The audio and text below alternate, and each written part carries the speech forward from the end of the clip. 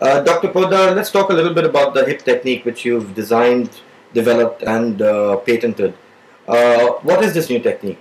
This new technique is basically built around the gaps that I saw when I went into organizations and different people's workplaces. I realized that most people were working, but there was a lot of resentment towards what they were doing in terms of their life and in terms of just the job. So the whole idea here was to bridge everything together and to get them to be much more harmonious and have a very balanced equation in their lives within the organization that they are already in. This hip technique is basically holistic, integrated progression technique, and as the name suggests, the whole idea is that we start with the holistic, which in my terms means understanding the client from a complete spectrum of their lives. So not only the client as an employee or an employer, but also as a child, as a student, as a parent, as a mate, as a business partner, etc. Because once you start to get a complete analysis of this human being from all the different points of view, it's easier to see where the disjoints are. Because a lot of us are, fabulous in the workplace, but the moment we get home, we're not quite as good. So the idea is, okay, at some point that is going to affect our work life, and it does eventually. As you go along, it starts to affect your work life, because when you are in an organization and you're starting out, you're obviously at the bottom rung, and the more you climb the ladder and the higher you get, the more people you leave behind who are all at lower rungs than you.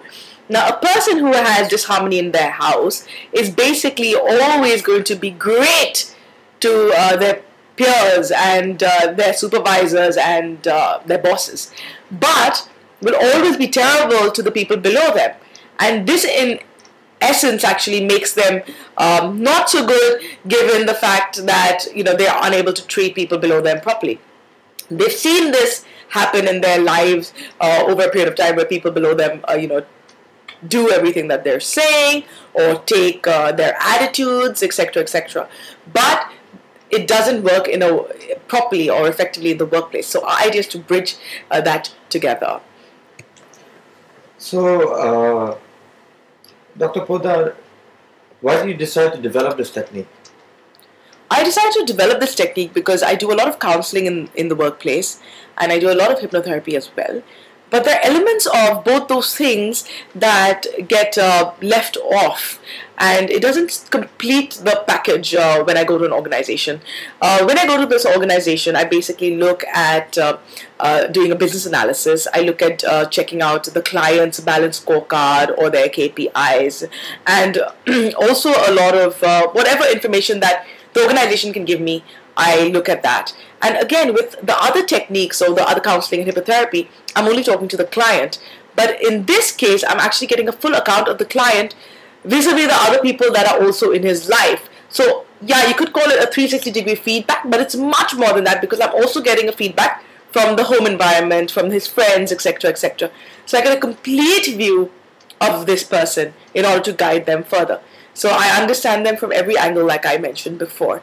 And when a question that most people ask me is that why would anybody want to include their family in this, or give let their families be part of this whole process, or even have their bosses talk about them, etc. They get apprehensive and therefore might not use the technique. But it is not done in an intrusive fashion. It's very, very very, very calming the way we do it as well. It's very unique in its methodology. We give examples of situations. It's all very situational. So we give examples of situations, and we have people sort of say, oh, if this client was in this kind of situation, he might react like that. So the person who's excuse me, who's giving this this feedback is not bound by, oh, it may be positive or negative, it may have a bad impact or a good impact. And none of that comes into play. It's just a situation and the answer of the situation. Whereas I'm trained to get the answer from that to what I need in order to make my assessments of where I feel the gaps are. So that's me finding out the gaps, of course. And we've already got the HR person's point of view on this, and we've got the company's, your heads and the heads of different departments, their point of view on you and your performance levels. So once I put all this together, I get a holistic picture of what is happening in your life. So basically, you sort of merged the holistic approach with the scientific approach to create this technique. Definitely. I've merged all the different techniques that are available and created a new one which is much more effective. And this information, this feedback that you get back from the various people, the family members, the friends, does that feedback, is that information given to the client himself? And if it is, won't that sometimes have a negative reaction on him? That information is actually not for the client. In fact, it's not even for the HR people. That information is solely for me to make up my hypothesis and make up my analysis, so I can guide you much better. So that information is very confidential. It's even confidential to the client. Are there any other techniques similar to the HIP technique out there? There is nothing that I've seen that is similar to this technique at all. Therefore, it had to be patented, and it is a new technique. So there is nothing. They have people who are coaches and mentors, but these people are not trained professionals in the field. Again, they're giving you advice from things that they did in their life that might have been similar and it worked for them. But that is really not what HIP technique is about. It's not about giving you advice from the outside. It's about going inside and finding the solutions within yourself and then guiding you from there, thereof not having any kind of barriers that pop up, because I mean they're basically solutions from your own psyche. So how do you start this process with an organization? Once I go to an organization, I basically sell the HIP technique by asking them to understand the importance of mental health and well-being in an organization. The statistics are very, very large in terms of the amount of work days lost just due to stress and anxiety in the workplace. I mean, you lose about 10 million working days a year just based on stress. In Europe, I mean, the estimated cost of stress was about 2 to 3 million, where people were just, not happy. 2 to 3 billion, in fact not even million, where people were just not happy in the workplace and taking days off due to stress and stress related anxieties. Most men, I mean in India the statistics are alarming. 73 to 74 men commit suicide every single day.